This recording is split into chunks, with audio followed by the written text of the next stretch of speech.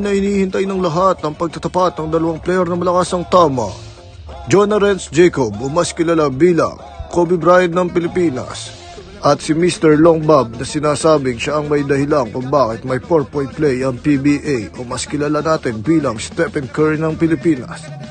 Sa play na ito, makikita natin ang Kobe ng Pinas na nagdi-dribble habang binabantayan siya ni Steph Curry ng Pilipinas. Iniwanan niya ito gamit ang matinding crossover sabay jelly ace layup na nagwala nung na-shoot na parang unggoy na nakakapikon. Sa play naman na ito, naghahabulan sila na para bang ayaw niya talagang patirahan si Steph Curry ng Pilipinas.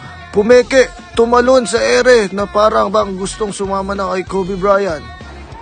Pinasa kay number 6, tapos binalik ulit kay Stephen Curry ng Pilipinas at itinira. Bang! At nakapag 2 small gesture ka pa nga ang kulit-kulit mo talaga. At sa play naman na ito makikita natin ang matake ang Kobe Bryant ng Pilipinas at may kasama pang foul. Munti ka nang nadapa na lang sana, nakapag-flex ka pa nga Walang joke ka, nag-Pinoy step ka pa kahit walang sumasabay.